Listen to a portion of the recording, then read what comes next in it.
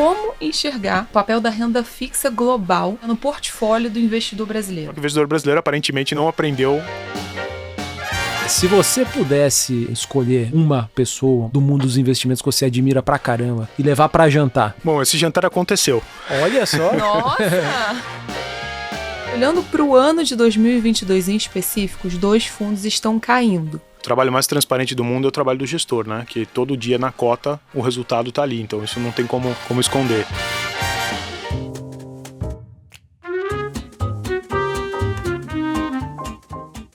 Bom dia, boa tarde ou boa noite, meu nome é Samuel Ponsoni, eu sou gestor dos fundos da família Selection e esse é mais um episódio do Outliers. Comigo, ao meu lado, tenho como sempre aqui a Carola Oliveira, analista e responsável pelo time de análise de fundos da XP. Carol? E aí, Samuca, tudo bom? Tudo na paz. Esse episódio é o segundo de uma série de 3 que nós estamos fazendo aqui com foco em gestoras internacionais, dado o cenário extremamente conturbado e desafiador que tem se refletido na performance negativa tanto dos fundos de renda fixa internacionais, quanto de alguns multimercados internacionais, quanto principalmente dos fundos de renda variável internacionais. E no episódio anterior, número 54, a gente trouxe aqui o Daniel Celano e o Fernando Cortes, da Schroders, para falar de uma estratégia de multimercado internacional que está indo bem, na contramão do que eu disse aqui agora, né? Que é o Wellington Schroeder Gaia. E hoje nós temos aqui o Luiz Oliveira, que é o responsável pelo time da PINCO que fica no Brasil. Tudo bom, Luiz? Tudo bem, Samuel, Carol, obrigado pelo convite, prazer. Boa. Nós vamos falar hoje de uma classe super importante lá fora, que é a classe de renda fixa.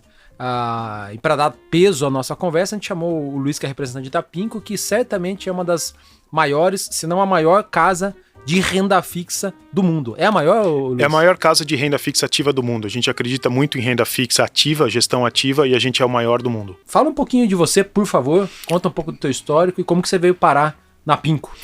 Bom, história interessante. Eu sou engenheiro de formação, assim como você, se eu não me engano, né? Sim.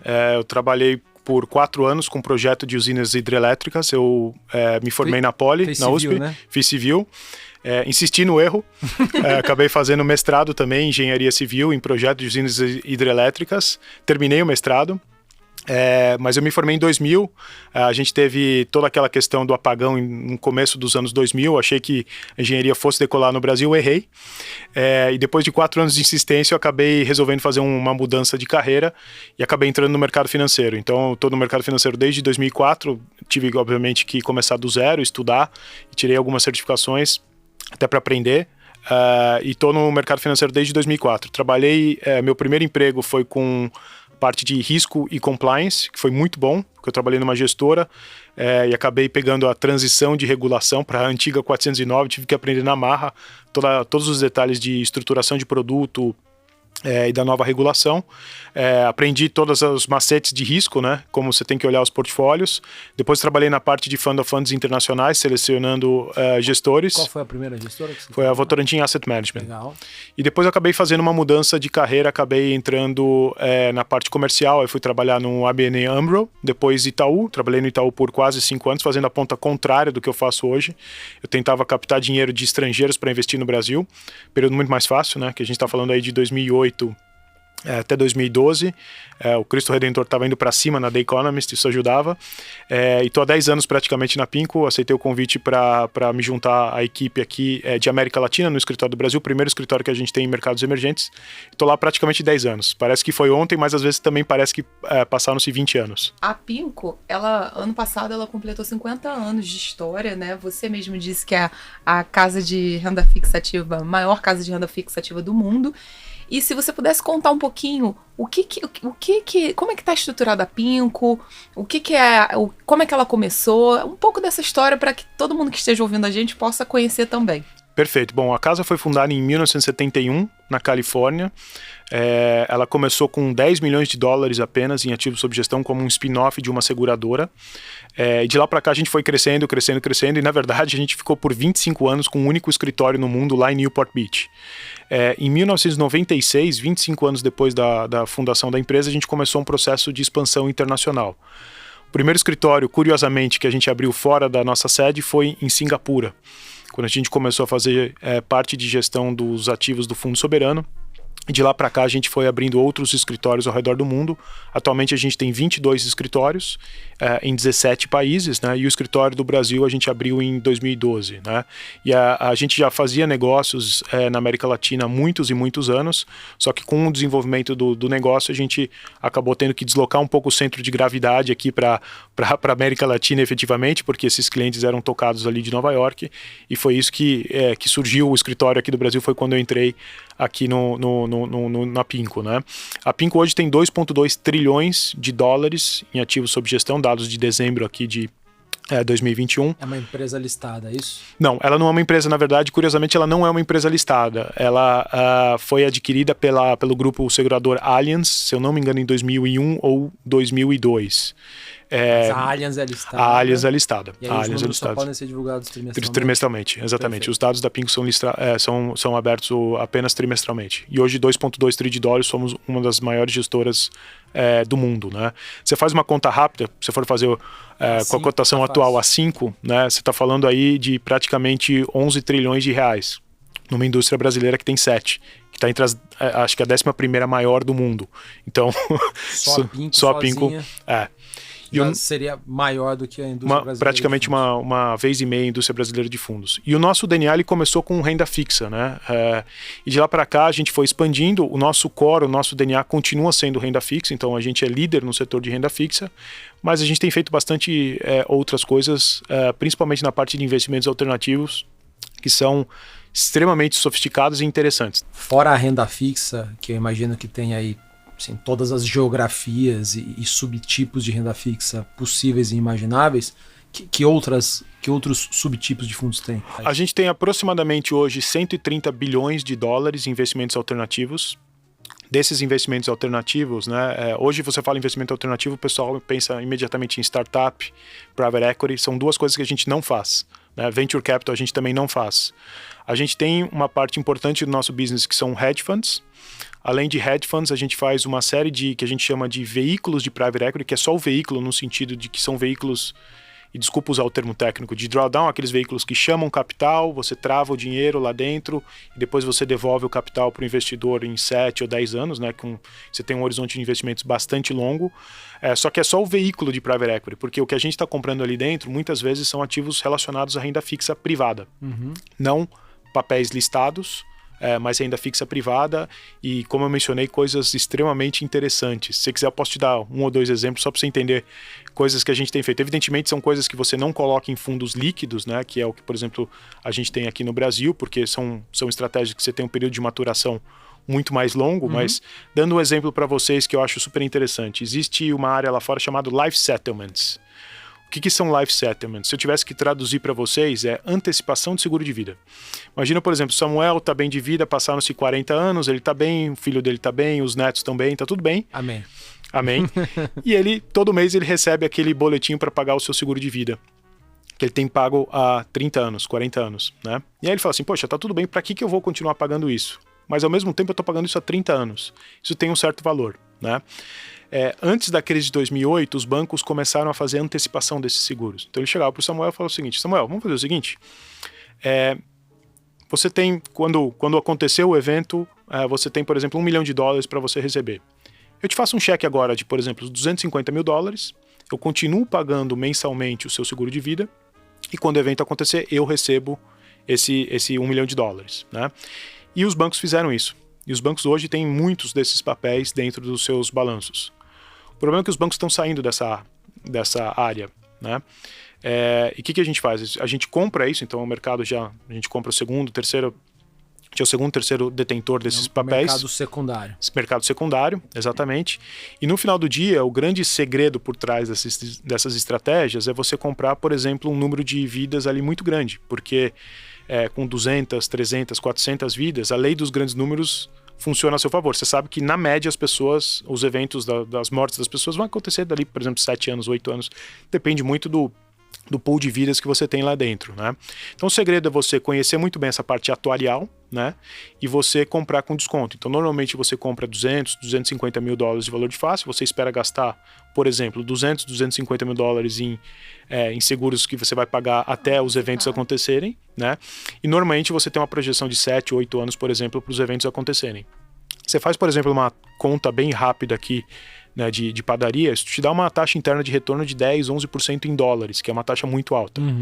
E a grande sacada disso, independente se a Treasury de 10 anos vai para 3 ou vai para 0, se o S&P vai subir 20% ou vai cair 20%. O teu risco ali é um risco atuarial, ele não é um risco de mercado. Então, de certa forma, é algo que descorrelaciona muito a carteira dos clientes. Então, isso é algo que a gente tem feito em algumas estratégias. Posso dar outros exemplos também, se for o caso. Que é o que a gente chama de seguro viático, né?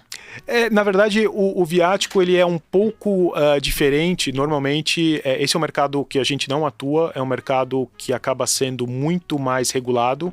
E aí tem até uma área que atua muito na parte de pessoas que, por exemplo, precisam receber isso para fazer um tratamento, porque já estão em fase, por exemplo, avançada de uma doença. Isso a gente não entra.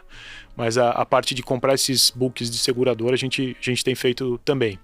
Outro exemplo, bem rapidamente para vocês, de coisas super interessantes que a gente tem feito, é o que a gente chama de litigation finance. Litigation finance, basicamente, você envolve duas partes que estão, por exemplo, entrando num processo judicial, uma contra a outra.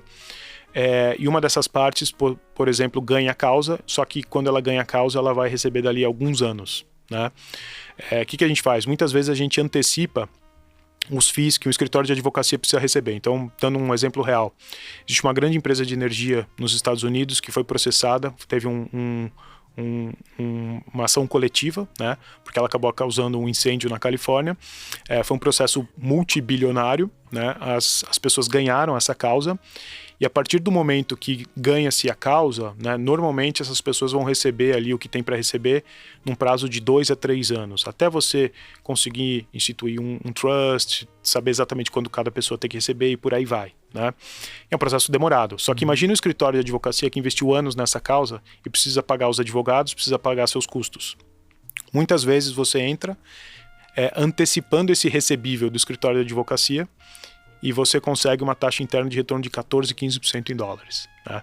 Então e você pega como garantia justamente esse recebível que esse escritório de advocacia tem para receber. Então, isso é algo que, novamente, tem pouquíssima correlação com o mercado financeiro e taxas internas ali bastante elevadas. Fora essa parte de investimentos alternativos que são majoritariamente ligados a crédito, pelo que eu entendi, tem fundos de ações também? A gente tem algo em torno de 3%, 2 a 3% do nosso AUM, que parece um número pequeno, mas a gente está falando aí 60, 70 bi de dólares em renda variável. Então é um número que eu diria que não é tão desprezível assim. Não. É um número bastante elevado. A gente faz alguma coisa, parte de asset allocation a gente faz também, mas novamente, nosso DNA, o nosso core acaba sendo a renda fixa.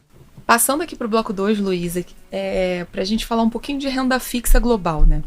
Como enxergar o papel da renda fixa global na carteira, né, no portfólio do investidor brasileiro? É uma ótima pergunta. E essa pergunta eu acho que dá uma margem de conversa e de discussão bastante grande, porque no final do dia, se você pensar, por exemplo, na carteira média de um investidor americano, na média, simplificando, ele tem 40% renda fixa e 60% renda variável. Para pensar o porquê que existe essa composição de 60-40. Em geral, eles investem bastante em renda variável porque as taxas de retorno, as taxas de juros lá são muito baixas. Então, se você quer crescer o portfólio, não adianta, você tem que tomar um pouco mais de risco, né? Então, eles acabam tendo uma alocação maior em renda variável. Um pouco mais de risco não, né? Bem mais de risco, sem dúvida. E o ponto fundamental, renda fixa de alta qualidade, em geral, tem correlação baixa com renda variável. Renda fixa de alta qualidade, em geral, tem correlação negativa. Então, quando você tem, por exemplo, um drawdown, isso evidentemente não vale sempre, tá? Mas normalmente quando você tem um drawdown de, por exemplo, 20%, imagina que o S&P vai cair 20%. Uma queda de 20%. Você tem ali um movimento que o pessoal chama lá fora de voo para qualidade. As pessoas normalmente se desfazem de posições de risco, ativos de risco como renda variável, como, por exemplo, high yield, né? Ativos mais arriscados, e normalmente elas tendem a comprar ativos de maior qualidade, por exemplo, como títulos do governo americano. Em geral, é o melhor momento que esses títulos de governo acabam tendo em termos de retorno. Então, como você tem uma correlação negativa, você acaba diversificando bem o portfólio. Isso não acontece no Brasil na grande maioria das vezes, né? Quando você tem uma queda de 20%, por exemplo, do Bovespa, provavelmente o título público brasileiro está sofrendo nesse mesmo momento. Aqui no Brasil a correlação... Os pré-fixados. Os pré-fixados, não os pós-fixados, mas os pré-fixados com certeza, e normalmente inflação também, eles acabam sofrendo no mesmo momento. Então, aqui no Brasil, essa correlação não existe. Então, o brasileiro, muitas vezes, quando está fazendo alocação, às vezes ele coloca um ativo de risco na carteira e ele protege com moeda estrangeira e não necessariamente com renda fixa. Então, é importante lembrar o porquê que o investidor estrangeiro usa a renda fixa no portfólio. Muitas vezes para dar estabilidade, muitas vezes gerar renda e muitas vezes também proteger no movimento de correção de mercado. E eu entendo que isso serve também aqui para a renda fixa, para o investidor brasileiro, né? Investir em renda fixa internacional pode servir também em momentos de proteção, quando você tem momentos de estresse. Então, acho que é importante olhar esses pontos mais básicos aqui de alocação global, porque no Brasil é muito diferente. Eu costumo dizer que o investidor brasileiro ele tem um home bias muito forte, né, que é um viés de investir no que ele acha que ele conhece que é Brasil, mas eu vou além. Eu não acho que o investidor brasileiro ele só tem um home bias brasileiro. Ele tem um viés muito forte para CDI e Selic. Porque o investidor brasileiro não tem, na grande maioria, uma alocação 60% renda variável, 40% renda fixa. Né? Ele acaba sendo, em geral... 95%, 90% renda fixa e o resto em outras coisas. Exatamente. Então, eu acho que o viés do brasileiro não é só para doméstico, é um viés também para renda fixa pós-fixada muitas vezes. Né? Então, à medida que o investidor, que eu acho que foi o grande aprendizado aí dos últimos anos, né? Conforme você teve uma taxa de juros mais baixa no Brasil, o investidor percebeu que ele precisa ali tomar um pouco mais de risco, ele precisa ali ter um portfólio, dado que ele está tomando risco, um portfólio mais balanceado. E o movimento que a gente vê hoje é que taxas de juros no Brasil subindo, parece que o investidor desaprendeu todas as lições que ele aprendeu e volta para a renda fixa, né? Acho que uma das perguntas que a gente mais recebe em processo de due diligence, né, quando, por exemplo, algum distribuidor ou algum investidor vai investir com a gente, eles fazem um processo super detalhado para entender como é que é a equipe de investimentos, processo, filosofia, como é que performou em movimentos de estresse e por aí vai. E uma das perguntas mais frequentes que a gente recebe é o que você aprendeu durante as últimas crises? Que é uma pergunta que faz todo sentido, né?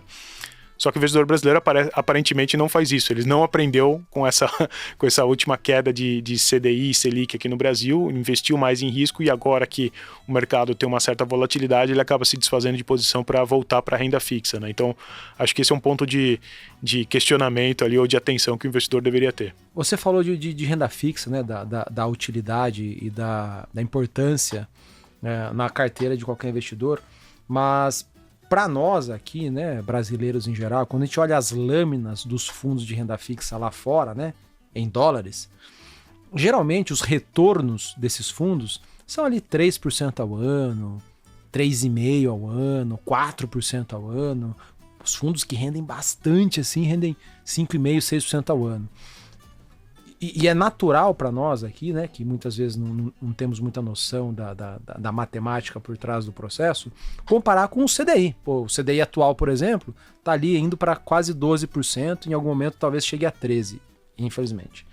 Aí se a gente olha 13%, ou 12% que seja, contra 6% lá fora, fala, poxa, não faz sentido, eu vou investir a 6%, sendo que aqui paga 13%, e muitas vezes as pessoas quando olham isso, fazem essa comparação errônea, falam, não vou botar em renda fixa internacional, não faz sentido nenhum.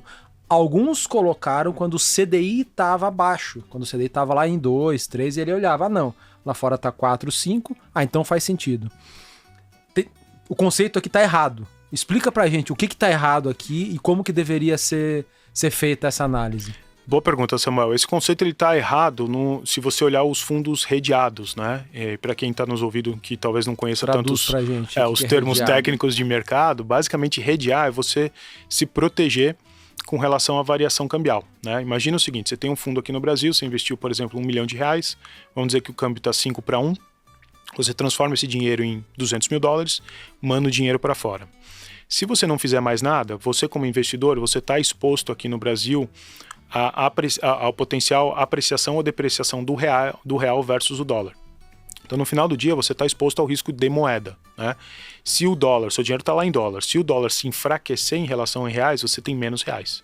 Se o dólar se fortalecer, você acaba tendo mais reais na conversão, tá? Isso seria um investimento sem hedge. Sem hedge. Sem a proteção cambial. Exatamente, com exposição à hard currency, à moeda, né? Ao dólar.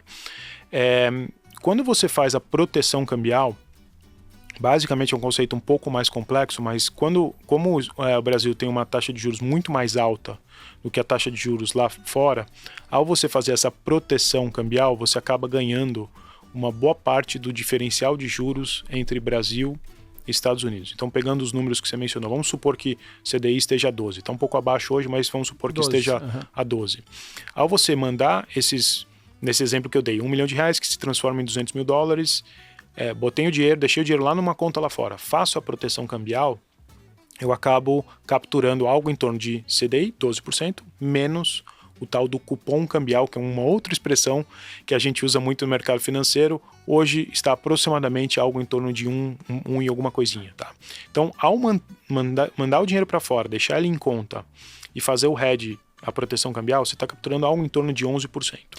A tal da proteção cambial, ela tem um custo. Assim, simplificando aqui, para a gente não se aprofundar demais nos detalhes, tem um custo essa operação. Que daí daria para o investidor, em vez de ele... Só proteção. Assim, ainda não chegamos no investimento lá fora.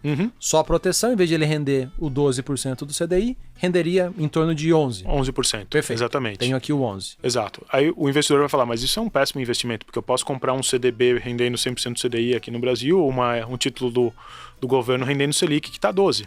Né? Verdade, só que o dinheiro está parado em conta. O que a gente faz? A gente investe numa estratégia, e essa estratégia vai buscar, aí depende da estratégia, os seus 3, 4, 5 ou 6% em dólares. Né? Então, teoricamente, esses fundos redeados, eles acabam te adicionando um retorno em função dos fatores de risco que ele está correndo lá fora, está comprando high yield, está comprando mercados emergentes, títulos do governo, etc. E você ainda tem esse carrego, né, esse diferencial de juros que você consegue capturar. Se tirar todos os custos envolvidos, dá o quê? Uns 2% ou menos? Depende muito da estratégia lá fora. Hoje, mais ou menos. Hoje, se você olhar, por exemplo do Pinku Income. Boa pergunta. Pinku Income, hoje você está capturando aproximadamente CDI mais 5,5%, 6%. Mas em termos de custos, qual que seria o custo envolvido? O custo da estrutura de hedge. Olha, hoje o hedge você captura de um lado, a gente está num CDI de 11,75 hoje, tá? O cupom cambial está em torno de 1,1, 1,2. Então, ao você mandar o dinheiro para fora e fazer o hedge de moeda, você está falando aí de 10,5 aproximadamente que você captura só na parcela da proteção cambial. Tá. Além dos 10,5, você precisa adicionar o carrego ou o yield do fundo lá fora, que está em torno de 6%. Então, isso traria o fundo para 16%, praticamente 17%. Tá, então o erro nesse exemplo que eu dei aqui é que não dá para falar que vai render só os 3, 4 ou 5% do fundo lá fora. É o contrário. Então, a matemática é, pego o valor do CDI, aproximadamente 12%, tiro esse custo do hedge, que vai oscilar ali geralmente entre 1% e 2%, de maneira muito grosseira aqui. Sim. Tá? E aí a gente adiciona o potencial de retorno da estratégia lá fora. Exatamente. Então, se a estratégia lá fora tiver um potencial de retorno, um carrego de 5%, no frigir dos ovos, o resultado seria desses 12 menos 1, daria 11, mais os 5 lá de fora, daria 16. Exatamente. É mais ou menos o que o Pinku Income tá com carrego aí hoje. Exatamente, exatamente isso. Com uma vantagem, né? Dependendo da estratégia que você investe lá fora, ela provavelmente vai ter muito pouco de Brasil. E teoricamente, em condições normais de mercado, não estamos falando num momento de estresse que a correlação vai para um e tudo cai ou tudo sobe. Mas em condições normais de mercado, você continua tendo um belo diversificador para sua carteira. Exemplo do que aconteceu aqui no Brasil, por exemplo, no Joesley Day, né? Que você teve ali um efeito de correção muito forte, específico de Brasil, porque foi uma crise brasileira que impactou o mercado brasileiro. Bolsa caiu, dólar foi lá para cima, curvas de juros abriram. Então você acaba tendo um benefício da diversificação também ao investir no exterior. Então esse conceito de vou investir em renda fixa no exterior porque só tem 2%, não faz sentido, não é bem verdade. Você pode acoplar a proteção cambial, o hedge de moeda, isso vai te dar uma turbinada nesse seu retorno potencial. E aí, passando aqui para a estrutura do time de gestão, Luiz, como é que está desenhada a estrutura de gestão da Pinku? E se aqui a gente tem a figura de um CIO para todas as estratégias, ou de fato para cada estratégia tem um núcleo, uma célula? Como é que está dividida toda essa parte de investimento? A PINCO, ela basicamente ela é estruturada pensa numa estrutura de núcleo e satélites em volta, tá? No centro, você acaba tendo os gestores que fazem gestão de estratégias mais amplas, né, que tem mais grau de liberdade, tá? Em volta desses gestores, você acaba tendo áreas específicas. Por exemplo, só grau de investimentos nos Estados Unidos, ou só papéis de alto risco de crédito nos Estados Unidos, ou só mercados emergentes, e por aí vai, tá? Então, a estrutura da PINCO acaba sendo essa estrutura que a gente chama de Core e Satellite. A grande sacada da PINCO é que, imagina que você, por exemplo, é uma analista de mercados emergentes, né? Se você tem uma boa ideia de investimentos, você vai escrever um write-up, um report, né? Um memorando falando o seguinte, olha, tive essa ideia XYZ, papel tal, entendo que é um bom motivo, você tem um racional por trás ali para investir nesse papel que é muito positivo, acho que esse papel tem, por exemplo, tantos por cento de upside, etc, etc, etc. E você vai compartilhar essa informação com todos os gestores da casa como um todo. A gente está falando de 290 gestores, tá? E você aperta o botãozinho, manda um e-mail, todos os gestores acabam recebendo essas ideias ali, as suas ideias, as ideias de outros analistas diariamente, né? E esses gestores dessas estratégias que receberam essa sugestão, eles acabam recebendo essas ideias e falam o seguinte, bom, eu tenho basicamente 3 opções. Legal, gostei da ideia da Carol, vou comprar o que ela me recomendou, porque você como analista já coloca o tamanho da posição, você sugere o tamanho da posição. Ela me recomendou comprar 10 milhões de dólares, legal, vou comprar 10 milhões de dólares. Ou, na minha estratégia, acho que eu tenho outras oportunidades, não vou comprar, vou passar. Ou, gostei da ideia, mas em vez de 10, eu quero 11, ou eu quero 7, né? E aí, todo o pessoal que recebeu essas ideias te devolve um e-mail falando o seguinte, olha, eu quero tanto, quero 5, 7, 8, 12. E você vai acabar consolidando essa boleta como um todo, né? E aí você tem uma área que vai executar essa ordem olhando para o mercado como um todo. E aí você tem um poder de barganha gigantesco, porque você não tem mais 2 milhões aqui, 3 milhões ali, você tem um ticket de 100 milhões, 200 milhões, 300 milhões, que é muito dinheiro, mas para PINCO, no universo de 2,2 trilhões de dólares, não é muita coisa. E muitas vezes a gente consegue um best execution, né, uma execução muito grande dessa ordem. É muito comum, né, quando você tem uma empresa fazendo uma emissão, vamos supor que uma empresa vai fazer uma emissão grande de $1 bilhão. Essa empresa ela não quer dar, por exemplo, 500 milhões de dólares para PINCO, porque ela acha que vai ficar muito concentrado. Muitas vezes ela ouve a famosa frase kill or fill. Né? Ou você nos dá os 500 milhões de dólares ou eu não vou comprar nada, porque eu tenho interesse em comprar 500 milhões de dólares.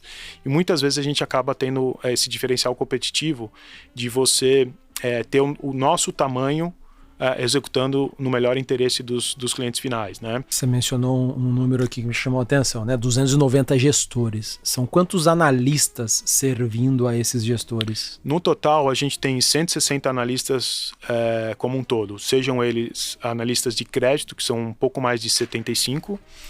Nós temos analistas também de outras áreas que não crédito especificamente, tá? Como, por exemplo, engenheiros de portfólio, pessoal que fica modelando fatores de risco para você saber como é que a carteira como um todo tá, e o que a gente chama de Portfolio Risk Manager, né? Os gestores de risco da PINCO não são pessoas que estão segregadas da gestão e que ficam numa sala escondida no porão. São pessoas que estão do lado dos gestores simulando, bom, se você comprar esse papel, se tiver um choque, é isso que vai acontecer na sua carteira vis-a-vis o resto da sua carteira. Então são pessoas que estão ativamente ali ajudando os gestores. Então são 160 analistas, incluindo Portfolio Analytics, analistas de crédito e gestores de risco. E se juntar todas as pessoas ligadas a investimentos, sejam gestores, analistas, são quantas São pessoas? 700 praticamente 800 profissionais de investimentos que a gente chama, né? E respondendo, eu esqueci de te responder um ponto sobre CIO. Nós temos uma estrutura de Group CIO, que é o Dan Iveson. Embaixo do Dan Iveson a gente tem outros CIOs de áreas específicas. Então, no total são 6 CIOs. Ah, legal. Quais seriam essas áreas? Você tem uma área, por exemplo, focada só em crédito, uma área só focada em core, uma área focada só em asset allocation e por aí vai. Tá bom. E geograficamente ficam todos baseados ali na Califórnia ou estão espalhados pelo mundo? Não, eles estão espalhados em vários escritórios. No Brasil tem time de investimentos? Tem analistas? Nós temos 3 analistas de crédito que suportam os fundos globais. Então, os analistas aqui, se você vai comprar um papel, por exemplo, Petrobras, você tem aqui analistas olhando e passando as recomendações, porque no final do dia a gente está na frente da informação, né? Perfeito. Faz todo sentido você ter um analista aqui que está recebendo informação, e a gente, por sinal, recebe muita ligação do mercado ali, porque o pessoal conhece o nosso poder de fogo ali para comprar esses papéis. Falando de duas estratégias aqui disponíveis no Brasil, tanto o Pinco Income quanto o Pinco Global Financials, eu queria que você descrevesse um pouquinho cada uma delas, começando com a mais velha, que é o Pinco Income, depois passando para o próximo fundo, que é o Global Financial. Perfeito. Bom, o Pinco Income é uma estratégia de renda fixa, global e flexível, né? É uma estratégia que globalmente a gente tem mais de 220 bi de dólares em ativos sob gestão, e inicialmente essa estratégia ela foi lançada em março de 2007. Então a gente está completando agora 15 anos de existência, tá? 220 bi de dólares. Em ativos sob gestão. É um dos maiores fundos de renda fixa do mundo? É o maior fundo de gestão ativa do mundo, sim. Caramba. Então a estratégia ela foi criada com dois objetivos, né? O objetivo número 1 é uma gestão consistente de renda, e o segundo objetivo é você buscar a preservação de capital no longo prazo. Então o fundo ele tem esses dois focos lá no exterior. E para você buscar um retorno um pouco mais alto, né? Você não adianta, você vai ter que correr um pouco mais de risco. Então é uma estratégia que ela é flexível o suficiente para permitir com que os gestores busquem um pouco mais de retorno, mas também com amarras o suficientes para o gestor não incorrer risco o suficiente. O que é o objetivo de retorno de longo prazo desse fundo? Olha, a gente diz que o fundo busca lá fora algo em torno de 4,5% a 5% em dólares, tá? Quando você faz a conta que a gente conversou agora há pouco para CDI, a referência econômica de retorno é algo em torno de CDI mais 3 a 3,5%. Lembrando que o fundo ele não é gerido versus o CDI, ele é um fundo lá fora que investe em outros ativos, a gente faz o hedge de moeda, mas como referência apenas de retorno, algo em torno de CDI mais 3 a 3,5%. E ele já está com 6 anos, correto? Sim, 3 de fevereiro de 2016 a gente lançou a estratégia. Eu sei porque eu sou o primeiro investidor do fundo, tá? Ah, que legal. Junto com o seed money da Pinco eu botei um pouquinho de dinheiro. E nesses 6 anos, qual que foi o retorno que o fundo entregou, mais ou menos? Aproximadamente 140% do CDI, historicamente. Evidentemente, você teria que consultar a lâmina da Pinco, que tem todos os disclaimers possíveis e imagináveis, mas Perfeito. Lá você tem todo o retorno histórico. O Luiz, nesses 6 anos aí do fundo, o que foi a volatilidade realizada, de fato, do Pinco Income? Olha, cerca de um pouco acima de 4%, e novamente lembra o ponto que eu mencionei que a gente não controla essa volatilidade, né? Isso vai depender muito do mercado. Historicamente, lá fora, quando você pega o track record longo, algo em torno de 3 a 5 é algo razoável. A última pergunta do Income, antes de você falar do Global Financials. Em termos geográficos, legal, você falou que ele é um fundo com escopo global, mas historicamente ele tem uma concentração maior em uma geografia ou outra, e qual que seria essa concentração? Boa pergunta. Primeiro, um ponto que eu esqueci de mencionar que é super importante, ele é um fundo de renda fixa global, né? Em outras palavras, ele não vai ter commodities e renda variável dentro dele, tá? Ele é muito flexível em termos de geografia. Uma boa parte dos investimentos hoje estão em Estados Unidos, mas a gente tem, por exemplo, uma posição de 13% em mercados emergentes, a gente tem uma posição em Europa, tem uma posição em Japão, Europa continental e Reino Unido. Então é um fundo bastante flexível ali, com literalmente milhares de papéis dentro da carteira. A gente abre essa carteira trimestralmente. Quem tiver curiosidade, ela está disponível nos nossos sites globais. Você consegue abrir ali e você vai ver que estão 5 mil, 6 mil papéis dentro da carteira. Então é super pulverizado. E as mesmas perguntas para o Global Financials. O Global Financials ele tem uma diferença marcante do Pinco Income, né? O Pinco Income eu diria que ele, novamente, é um fundo global e flexível. Então ele pode fazer crédito, ele pode dentro do crédito fazer a parte de alta qualidade, que é o que a gente chama de high grade ou investment grade, ou aquele mais arriscado. Ele pode fazer crédito estruturado, ele pode fazer título público. Ele tem muitas ferramentas ali dentro da caixa de ferramentas. O Global Financials Credit, né, como o nome já sugere em inglês, ele é um fundo focado em crédito de instituições financeiras. Então, basicamente ele vai comprar papéis de crédito ali de grandes bancos e seguradoras, principalmente bancos, né? É uma estratégia bem mais concentrada do que o Pinco Income, mas que no longo prazo, teoricamente, ela deveria performar melhor, né? Quando você faz a mesma pergunta que vocês fizeram agora há pouco, né, de referência de retorno, a gente costuma mencionar que é uma referência de retorno de CDI mais 4 a 6%, com uma volatilidade que pode chegar ali de 6 a 10%. Historicamente ficou um pouco mais perto do 6 ali, mas é algo que poderia ter uma volatilidade mais elevada. Luiz, em termos de você falou que ele é mais concentrado, o Global Financials, do que o Pink Income. Quão mais concentrado? A ordem de grandeza? Acho que é difícil comparar. Eu mencionei o Pink Income tem milhares de posições, né? O Global Financials provavelmente vão ter dezenas de posições. Tá. Então acaba sendo uma concentração bem mais significativa, mas é porque o outro é extremamente pulverizado. Perfeito. Mas você pode ter posições no fundo aí de, por exemplo, 5%, de 3% num único emissor, 2% num único emissor. Em geral, a posição média varia entre 1% e 2% em cada emissor. Em termos de escopo geográfico, tem uma concentração maior em Europa. Sim.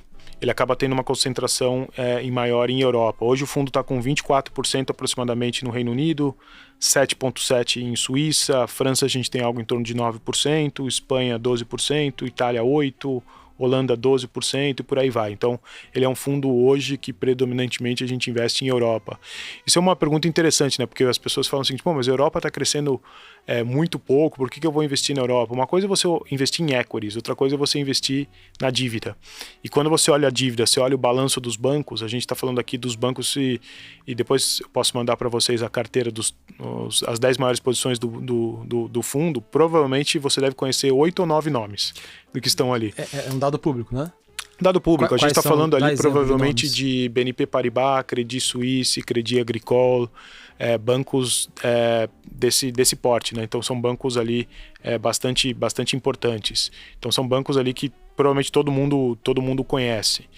E esses bancos, novamente, estão extremamente bem capitalizados. Para você perder dinheiro de forma permanente com esses cocos, né, esse papel ou virar equity ou virar pó, provavelmente você teria que ter uma crise no setor bancário muito pior do que a crise que você teve em 2008, dado o nível de capitalização desses bancos. As duas estratégias, elas são tocadas pelo mesmo time de investimento? E onde que eles estão sediados? A equipe do Income, os 3 gestores ali, que é o que a gente diz em inglês, né, os accountable, né, os que são responsáveis ali pela performance, as pessoas que você tem que ligar para dar os parabéns quando eles vão bem ou ligar para cobrar quando não está indo tão bem. Os 3 ficam ali em Newport Beach, na Califórnia. Desses 3 gestores, um deles é o Group CIO Dan Iveson, tá? Mas é o Dan Iveson, o Alfred Murato e o Josh Anderson. Os 3 ficam na Califórnia. Os gestores da Global Financials, eles já ficam ali em Londres, no escritório de Londres.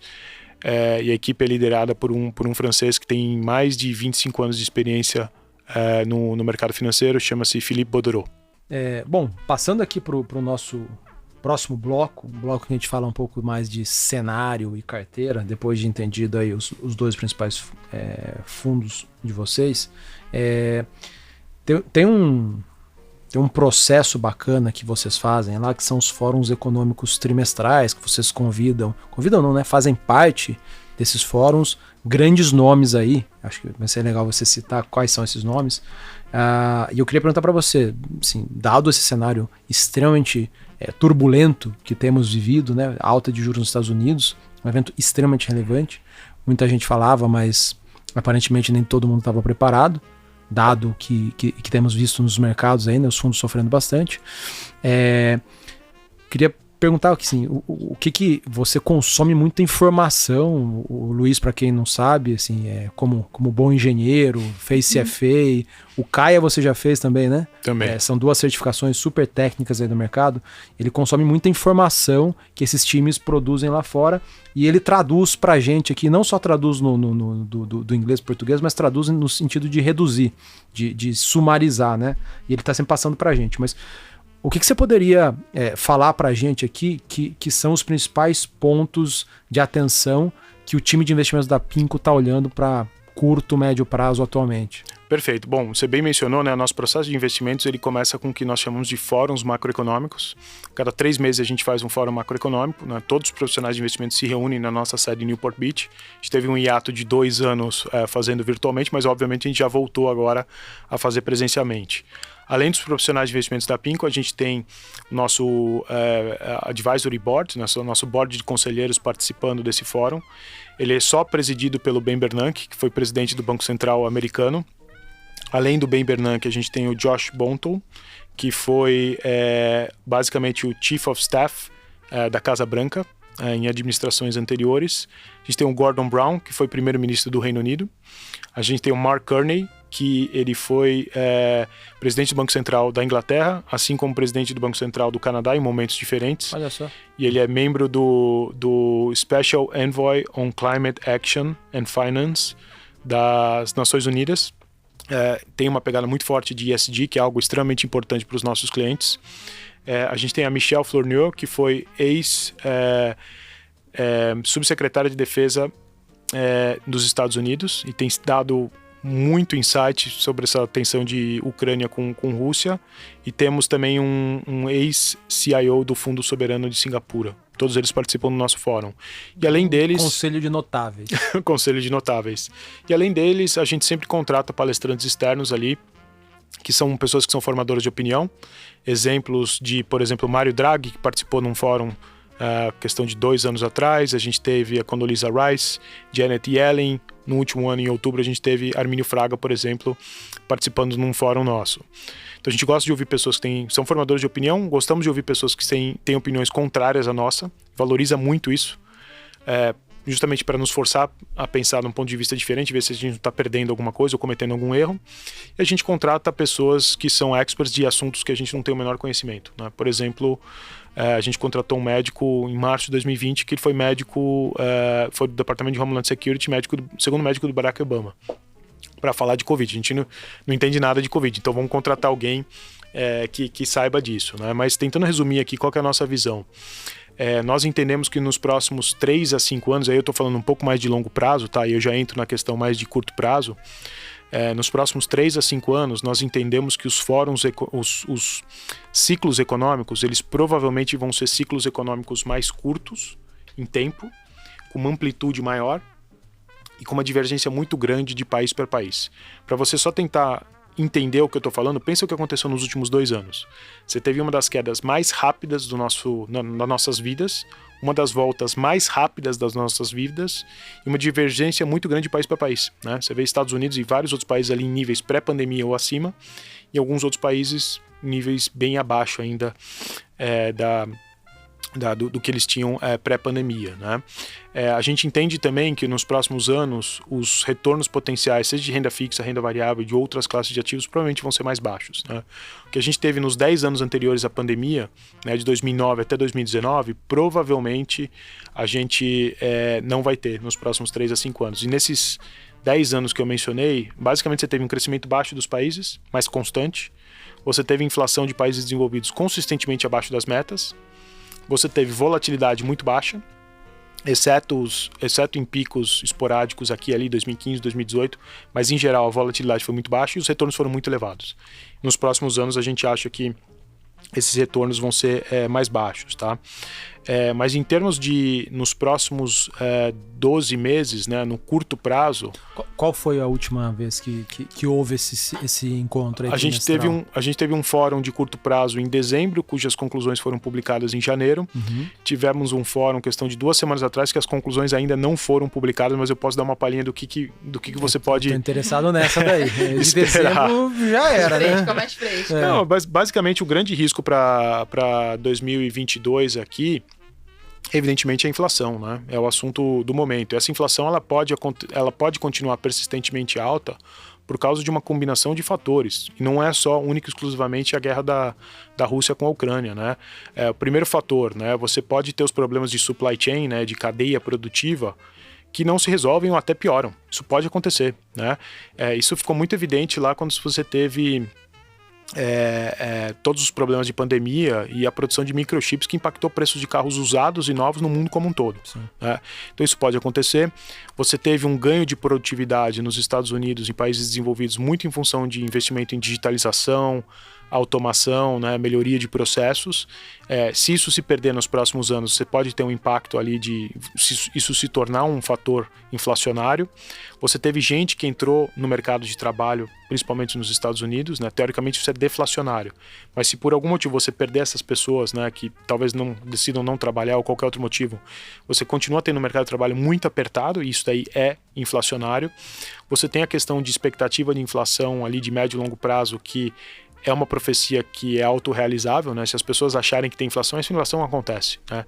Se você quer comprar um celular novo, você acha que vai subir muito de preço, você compra hoje, né? Se todo mundo acha a mesma coisa, essa profecia acaba se autorrealizando. Então isso é algo que provavelmente os bancos centrais estão tentando combater ao máximo, e evidentemente para jogar a gasolina na fogueira, você tem a questão da guerra da Ucrânia com a Rússia, que aí você tem problemas ali de preço do petróleo, você tem problemas de exportação de trigo, você tem problemas de exportação de milho, ninguém fala muito de milho, mas assim, a próxima safra da Ucrânia está perdida, né, porque não vai conseguir produzir. Você tem problemas especificamente no Brasil de fertilizantes, que a gente importa muito da Rússia e da Bielorrússia, e por aí vai, né? Então a gente tem aumentado a projeção, né, de inflação. A gente entendia que nos Estados Unidos você teria dados de inflação muito elevados no primeiro trimestre, mas a gente achava que em função, né, de subida de juros nos Estados Unidos, pré-guerra, essa inflação bem devagarzinho cairia ali para algo em torno de 2,5% a 3%, bem no final do ano. Tá? E a gente está revisando esses dados para cima. Provavelmente eu imagino que o número que vai sair é algo em torno de 4%. Então é um ponto percentual que é bastante o dobro inflação. Da meta, né? Exatamente. Então é algo que joga muito ali gasolina na fogueira, lenha na fogueira. Então inflação é para cima, crescimento é para baixo, né? Vários países devem ser impactados de forma negativa para crescimento. Acho que talvez o dado um pouco mais positivo nisso tudo, né? Quando você olha especificamente para emergentes, a gente entende que alguns emergentes vão sofrer bastante. Evidentemente, o mundo como um todo vai sofrer com inflação e crescimento mais baixo, tá? Inflação mais alta e crescimento mais baixo. A gente entende que tem um grupo de emergentes que são importadores de commodities que vão sofrer pesadamente. Existe um grupo no qual o Brasil se insere, que são exportadores de commodities. E talvez esse grupo se beneficie daqui para frente. Então, de certa forma, a grande preocupação que a gente tem acaba sendo, evidentemente, ali inflação. Temos também uma outra preocupação que é relacionada à Covid, não necessariamente de ter novas cepas, não é isso, mas a forma como os países lidam com a Covid, né? Aqui no nosso pedaço de mundo... Apesar de não parar a piada com os nomes, né? Porque parece piada, né? Agora é a Delta Cron, daqui a pouco vai ter a Omicron com quais, sei lá, vai fazendo combinações aí, mas enfim... Quando a rainha da Inglaterra pegou, a piada foi que era Delta Queen, né? Mas a preocupação com a Covid não é tanto no sentido de vidas humanas. Evidentemente, tudo que aconteceu é terrível, não me entenda mal.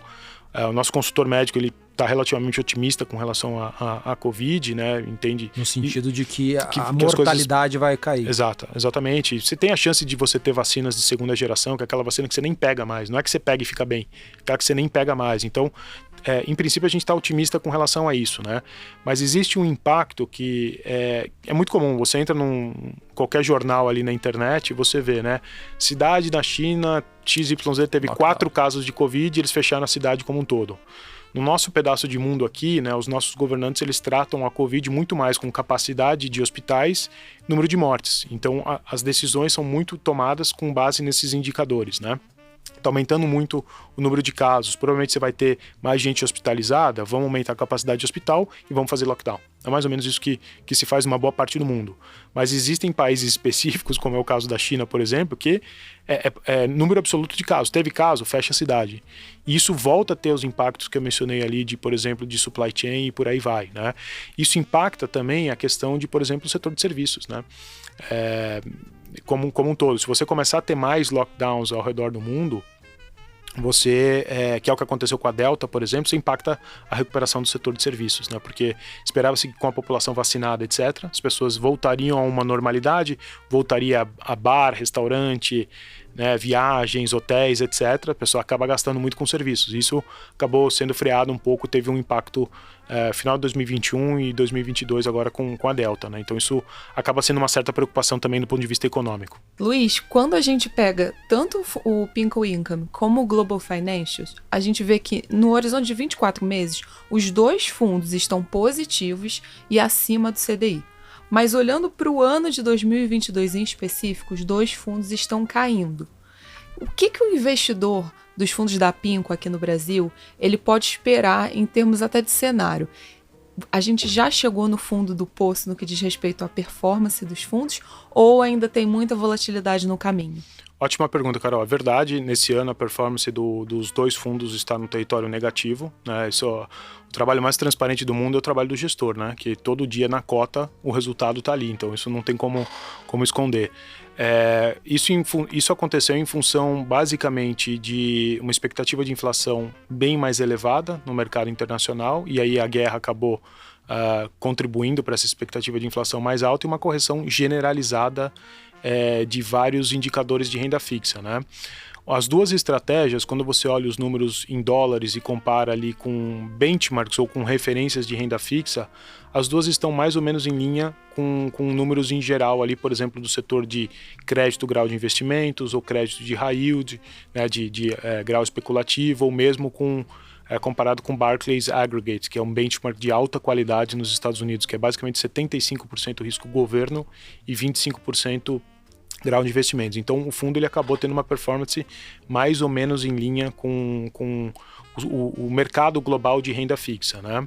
O que esperar daqui para frente? A gente já tinha publicado, quando a gente estava falando dos fóruns macroeconômicos, né, que os próximos anos eles vão ser mais voláteis mesmo, né? Isso não está relacionado necessariamente com a guerra. A guerra obviamente gera mais volatilidade ainda. É muito difícil falar que a gente já chegou no fundo do poço, né? Até porque a gente ainda não sabe qual o desdobramento final dessa guerra. E ainda a gente tem um cenário muito desafiador do ponto de vista de inflação.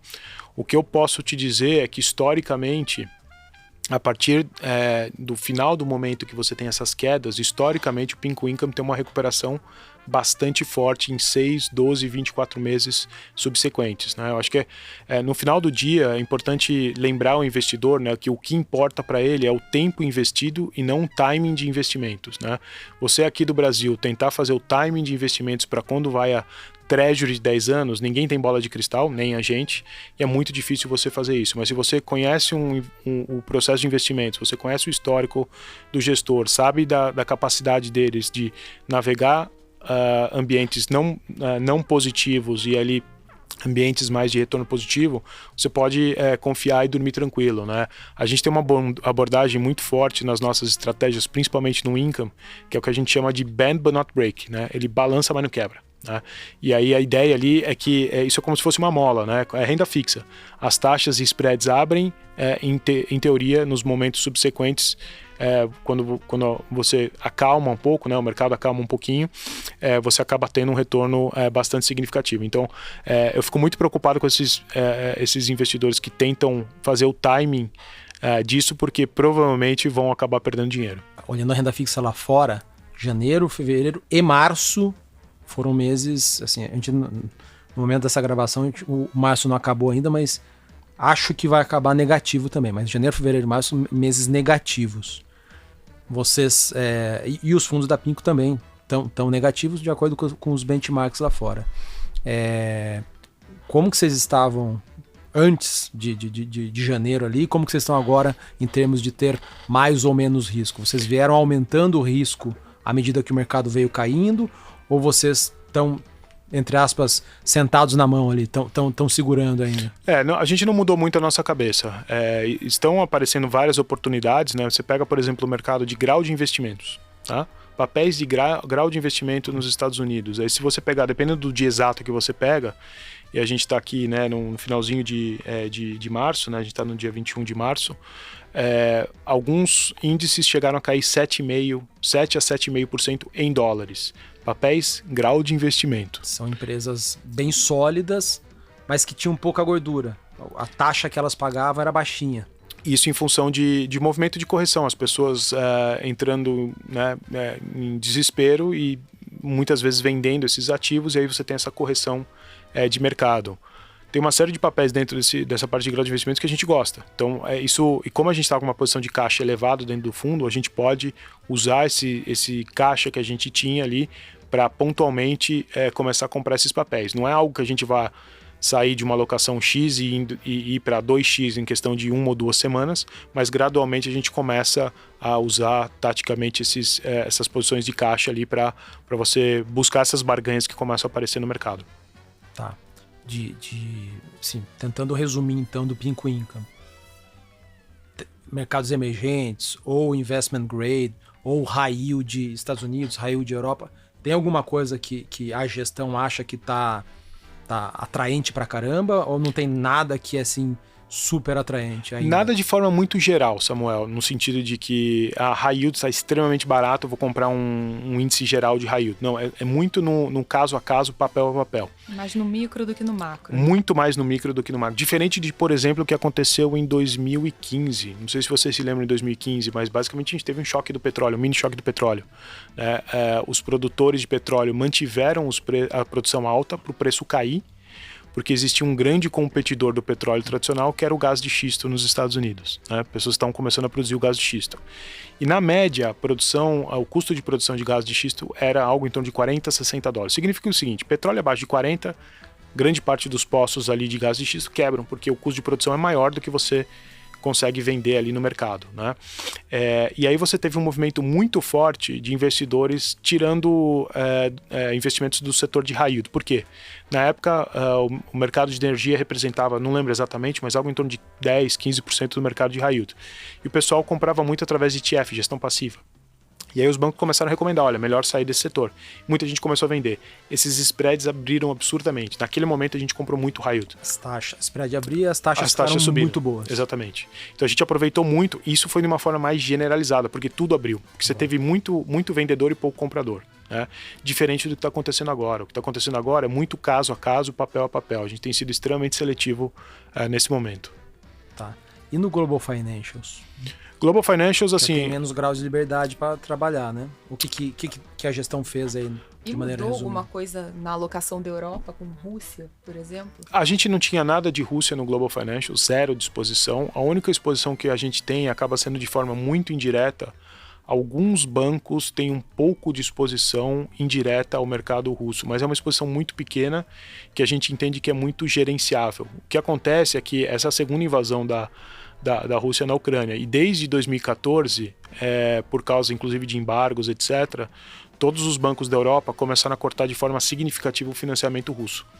Então hoje o financiamento ele é infinitamente menor do que era lá atrás. Então você tem alguns nomes pequenos que têm alguma pequena exposição indireta à Rússia, mas nada de exposição direta. E a gente acha que os fundamentos dos bancos continuam extremamente sólidos ali na Europa. Então não tem nenhum grande fator de preocupação que a gente acha que, por exemplo, aqueles cocos vão ser ativados, você vai ter uma perda permanente de capital, de forma alguma. Tá. Agora o quarto bloco. Vamos perguntar de Rússia e Ucrânia no Income. Até porque o Luiz fez um texto recentemente. Manda você aí. Porque, pega o gancho. Você falou, beleza, o Financials não tem, e o Income? Luiz, a gente falou um pouquinho de Rússia agora, e no Pinco Income, a gente tem alguma exposição na carteira do fundo à Ucrânia, à Rússia, ou algo que possa, de fato, impactar negativamente o retorno do investidor? Olha, Ucrânia a gente não tinha nenhuma exposição no Pinco Income, no Pinco Income, e Rússia a gente tinha uma pequena exposição dentro do contexto global de mercados emergentes. O fundo pode ter até 20% de mercados emergentes. Historicamente a gente chegou a ter 20%, pré-guerra a gente chegou a ter algo em torno de 16%. Então a gente tinha uma exposição pequena à Rússia, que eram através de papéis emitidos pelo governo localmente, em rublos. A gente tinha alguns papéis emitidos pelo governo em empresas quase soberanas, emitidos fora da Rússia. E a gente tinha uma pequena exposição a moedas através de um contrato que a gente chama de NDF. Tá? Essas posições foram severamente marcadas muito próximos a zero. Tá? Então, o que significa que todo o impacto que você poderia ter no fundo já ficou para trás. A gente entende que não é no melhor interesse dos nossos clientes a gente se desfazer dessa posição agora. Dado que já está valorada a quase zero. Exatamente, ela está valorada a quase zero e você tem um payout, né, que a gente chama, muito assimétrico. Vou dar um exemplo real para vocês. As sanções que foram colocadas na Rússia foram sanções muito específicas, né? Não foi across the board. Existem, por exemplo, os papéis locais, tá? Se você é um investidor russo local, imagina que você é um fundo de pensão local na Rússia, você vai comprar um título público russo, esse papel está valendo 90 centavos de dólar, tá? Então está valendo, tá bem valorizado, né? Esse mesmo papel para o investidor estrangeiro, você entrou na Rússia para comprar esse papel, está valendo zero. E por que isso, se é o mesmo papel? porque você tem sanções do governo russo com relação a investidores estrangeiros, que são, na verdade, medidas contra as sanções que o Ocidente colocou em relação à Rússia. Você tem problemas de controle de capital. Então, por exemplo, é proibido você pagar um investidor estrangeiro hoje. Existem contas que foram criadas para depositar o valor do principal, o valor dos juros, mas que ninguém pode tocar. Então, esses papéis foram marcados a zero. A gente entende que é uma situação que não faz sentido. Ou ele vale 90 ou ele vale zero. Em algum momento, e ninguém sabe quando, a gente não tem menor insight disso, mas você deve ter uma convergência. Ou o outro papel vai para zero, o que está valorizado para o investidor doméstico vai para zero, ou esse que está a zero vai para 90, ou algum ponto no meio do caminho. O que não faz sentido você ter essa disparidade. Não dá nem para você arbitrar isso, porque você é investidor estrangeiro. Né? Então, existem, a gente entende que não é no melhor interesse do cliente final a gente sair dessas posições agora, porque já foi valorizado praticamente a zero, e você tem um upside violento para cima. Então, a gente entende que faz sentido você manter essa posição, pelo menos no curto prazo. E aí, somando todas as posições, era que percentual mais ou menos? Se eu não me engano, em fechamento de fevereiro era em torno de 2,7% do portfólio, aproximadamente. Considerando bonds locais, externos e moeda. Acho que para encerrar esse bloco aqui de carteira e de cenário, dá para a gente fazer talvez um paralelo com 2020, né? Tanto para a indústria local quanto para a indústria de fundos de renda fixa internacional também. O que nós vimos, né, em 2020, em março, até março, abril ali, os fundos caíram bastante. Pega fundos de renda fixa conservadores aqui que caíram 6, 7, 8%. E olhando os 12, 18 meses seguintes, esses fundos tiveram performance ali de CDI mais 5, CDI mais 7, CDI mais 8 em alguns casos. Foram retornos que a gente nunca tinha visto. Por quê? Porque eles estavam, na verdade, corrigindo ali uma queda grande. Olhando os fundos internacionais, incluindo aí os da PINCO, também eles sofreram ali naquele auge de estresse da crise do Covid. E nos 12, 18 meses seguintes, diria até que nos 24 meses seguintes, né, tiveram um desempenho bastante forte. Olhando agora, né, que finalzinho de março, que os fundos caem ali entre 3% e 4%, não dá para saber como que vai fechar março ainda, o que esperar olhando para frente, né, em termos de carrego desses fundos, o retorno potencial? Você poderia dar algum cheiro para a gente? O carrego ele acaba sendo, só um disclaimer de compliance anteriormente, para ser bem preciso com o investidor, o carrego ele acaba sendo uma ferramenta relativamente pobre. Ela serve para indicar o retorno potencial de um fundo. É como se você pegasse a carteira do fundo hoje, congelasse, marcasse ela na curva, e fosse só acruando juros. Né? Então é uma medida muito pobre. O que não é real. Não é real. Não acontece isso. E ela é extremamente pobre justamente por causa disso, porque o gestor pode mudar a composição da carteira a qualquer momento, e porque os fundos são valorados diariamente com os preços de mercado. Então, é uma estimativa muito, muito pobre, tá? Mas quando você olha esses carregos hoje, são carregos muito atrativos, né? Então, no caso do PINCO Income, você está falando aí em dólares de 5,94, quando você traduz isso para CDI, você está falando algo aí em torno de CDI mais 5% aproximadamente, tá? No Global Financials algo semelhante, um pouco acima, talvez 0,30, 0,40 acima do PINCO Income. Então, olhando para frente, são carregos atrativos, sempre lembrando que, evidentemente, a gente não sabe o que vai acontecer, não sabe quando o mercado vai parar de cair. Eventualmente. Pode piorar eventualmente também, né? E é importante o investidor ter sempre um horizonte de longo prazo. Mas o carrego, ele serve para dar um indício ali de retorno potencial. E quando você pega desde o lançamento do PINCO Income aqui no Brasil, provavelmente em dados trimestrais, provavelmente esse carrego aí deve estar entre os mais altos. Provavelmente deve ter tido 2 ou 3 pontos de análise ali que tiveram carregos mais elevados, como março de 2020, tá? Março de 2020 bateu quanto, mais ou menos? Assim, provavelmente, imagino, eu não lembro de cabeça, mas eu imagino que tenha sido algo em torno de 7% em dólares, tá? Só para você ter uma ideia. 6. Exato, exatamente. Então, é algo relativamente atrativo. Novamente, a gente não sabe o que vai acontecer daqui para frente, mas é um carrego relativamente atrativo. Perfeito, perfeito. Bom, para quem tem estômago, não é hora de resgatar. Talvez um bom momento para aplicar. E só fazendo um adendo aqui também, o PINCO Global Financials, ele faz parte da carteira do Selection RF Global. Nós temos um veículo que só aloca em fundos de renda fixa global. É um veículo bem específico. O PINCO Global Financials é uma das alocações nossas ali.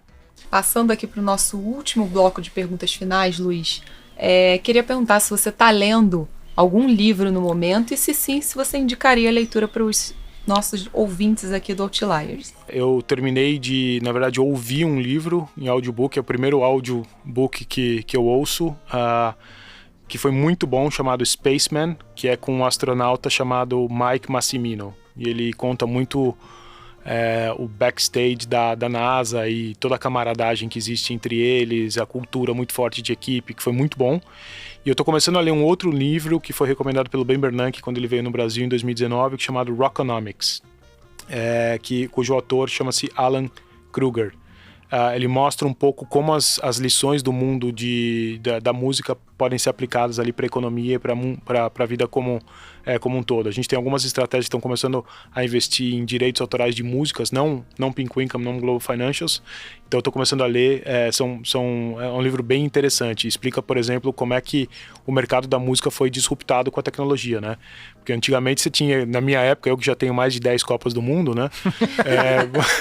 Você tinha que comprar um CD, comprava 20 músicas, depois veio o iPod, agora a gente está no mundo de streaming, né? Então, por exemplo, como é que as bandas são remuneradas, por exemplo, quando você ouve mais do que 30 segundos no seu Spotify, por exemplo. Então, é um livro bastante interessante e recomendo. Vou adicionar aqui a minha lista de leitura. Gostei. Soletra de novo? O título completo é Rockonomics, a Backstage Tour of What the Music Industry Can Teach Us About Economics and Life. Extremamente complexo. Rockonomics, Alan Kruger. Boa, legal.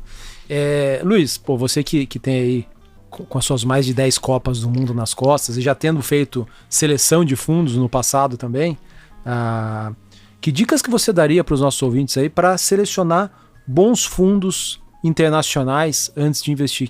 Que itens estariam no seu top 4, top 5 checklist ali? Primeiro, acho que a capacidade da equipe, quanto tempo a equipe trabalha junto, formação, né, e experiência. Segundo, processo e filosofia de investimentos, eu acho que é fundamental. Terceiro, análise quantitativa, acho que é importantíssimo. Olhar o horizonte efetivamente de longo prazo, entenda-se 3, 5, 7, 10 anos. E olhar a consistência de retorno ao longo desses anos. E acho que um ponto que muitas vezes as pessoas esquecem de analisar, que é mais difícil, é a questão de se a pessoa está aderente ao mandato. É muito comum lá fora, principalmente na indústria de hedge funds, você ter o famoso style drift, né? A pessoa Explica pra gente. Style drift, o cara ele foi contratado para fazer gestão de small caps. Né? Você espera que a carteira dele tenha só small caps.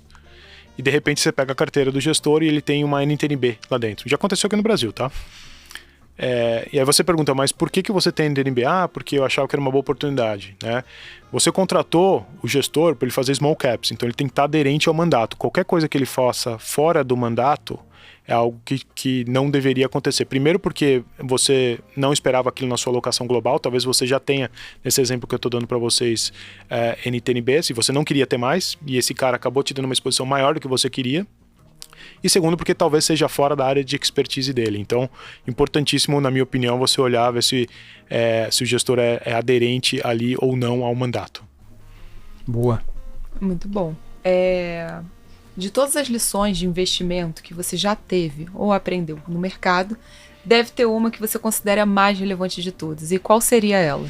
Eu acho que é orientação de longo prazo, né? É muito comum você ver investidores comprando determinada estratégia, investindo em uma determinada estratégia com um determinado objetivo específico, por exemplo, diversificar a carteira.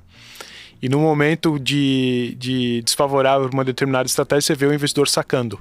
Né? E ele provavelmente está sacando no pior momento possível e quando aquela estratégia está diversificando a carteira. O resto está indo bem, aquele está indo mal. Então, olhar o portfólio como um todo e ter um horizonte efetivamente de longo prazo, eu vejo isso pela Pinco nos fóruns que a gente faz lá de longo prazo. Se você não tem esse norte de longo prazo, é muito fácil você se perder nos momentos de bipolaridade do mercado, que é de exagero, otimismo ou de pessimismo também exagerado. Então, orientação de longo prazo acho que é fundamental. Pô, Luizão, se você pudesse escolher um cara ou uma pessoa, uma mulher do mundo dos investimentos que você admira pra caramba e levar pra jantar, quem seria essa pessoa? Em que restaurante você a levaria? E que prato que você pediria? Bom, esse jantar aconteceu. Olha só! Nossa! Em 2015 a gente teve o Ben Bernanke vindo pelo Brasil pela primeira vez. eu e meu chefe na época levamos ele para jantar no Dom. Caramba! Foi um menu degustação. E o jantar foi bem divertido. Falamos de assuntos de investimentos, mas falamos de vários outros assuntos super interessantes. Pô, conta aí uma... Vou contar ele é um fã pessoal do Ben Bernanke. Ele é um fã de beisebol. E eu, evidentemente, não tenho a menor noção de como é que é o jogo de beisebol, né? Nunca gostei desse esporte. E a única coisa mais próxima de beisebol que eu me lembro é aquele filme que foi escrito, se eu não me engano, pelo Michael Lewis, a respeito de beisebol, que depois virou um filme com o Brad Pitt, que ele é um treinador que ele usa métricas diferentes ali para selecionar jogadores, né? E eu lembro de ter lido o livro, apesar de não entender nada de beisebol, e eu mencionei o livro para ele, né? Bem, você leu esse livro, gostou do livro? Ele falou assim, não apenas li, como o técnico que ele se refere ali é meu amigo pessoal, na física, e durante a crise de 2008 foi uma das poucas pessoas que me mandaram um e-mail, hang in there, se segura aí. Então, uma história que ele contou, eu gravei e não esqueci mais. Caramba, pô, que sem graça, o cara já executou, já realizou. Bacana, pô, bem bacana, legal. Luiz, e aqui para acabar, em que gestores ou fundos você investiria caso a Pinco não tivesse uma política de investimentos nos fundos da casa? Pode ser um gestor global, um gestor local. Eu vou mencionar talvez duas casas locais que eu particularmente gosto bastante. JGP e SPX são duas casas que eu tenho posição na física. Lembrando que do Pinco Income e do Global Financials eu sou o primeiro investidor na física depois do Seed Money. Então eu tenho skin in the game, gosto bastante. É a única casa que eu quebro a minha política de diversificação, né? Normalmente eu tenho uma regra de não ter mais do que 5% em uma única casa, no máximo 10%, ou melhor, mais do que 5% em um único fundo, mais do que 10% na mesma casa. No caso do Pinco, da Pinco, eu tenho bem mais do que 10% ali, e é uma casa que eu tenho alta convicção, apesar de, teoricamente, né, o meu ganho vir da Pinco, eu estar adicionando risco na minha carteira, eu tenho alta convicção na gestão e não tenho problema nenhum em fazer isso. Pô, Luiz, excelente, cara. Muito obrigado aí pela tua presença.